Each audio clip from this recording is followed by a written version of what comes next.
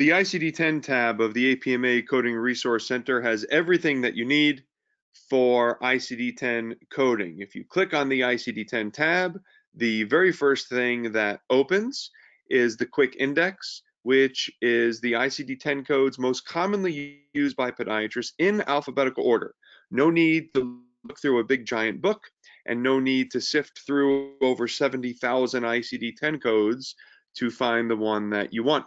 They are in alphabetical order. You can browse through this way.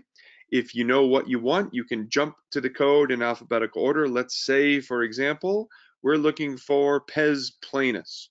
We can click on the P. It will jump down to the P's. We're still in alphabetical order here.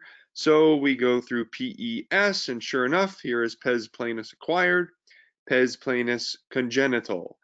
If the code is not complete and needs additional characters, there's a dash at the end, and that dash tells us we need more characters, and the shortcut makes it so easy in that we can jump over here to our ICD-10 shortcut without necessarily having to go to the full description and click on the shortcut. We get a drop-down menu that gives us the completed code. The dash told us that the code was not complete and that we needed an additional character. Here are our additional characters that would complete the code.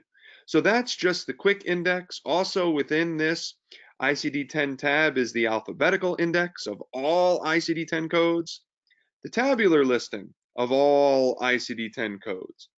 If you have a payer that wants you to use those external causes of injuries, those are listed as well. And then the super bill, which so many people ask for.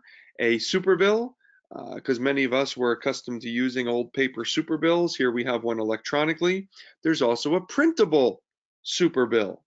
You can open this up. You can print as many of these as you like if you want to use something like this in your office.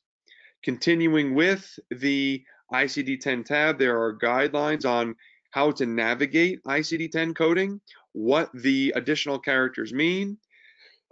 Excuse me. Code first, use additional code. All of those guidelines are there.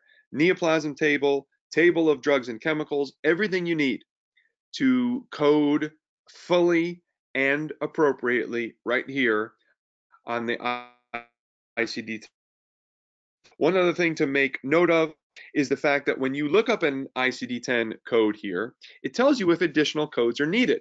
And we like to use the diabetic foot ulcer coding as an example. And this is the lesson that you can't rely on just an online search.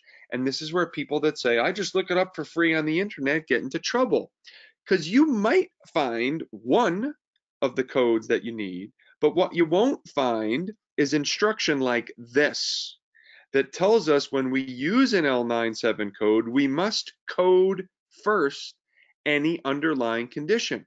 And with that ulcer, if the patient has diabetes or atherosclerosis in the form of peripheral arterial disease, additional coding is required. And this tells us that. And we see too many people get into trouble by not using an adequate resource, therefore having inadequate coding and running into major problems with their payers, with denials, and mostly with failed audits, which nobody wants. So everything that you need to find your diagnosis code and codes is right here on the ICD-10 tab of the APMA Coding Resource Center.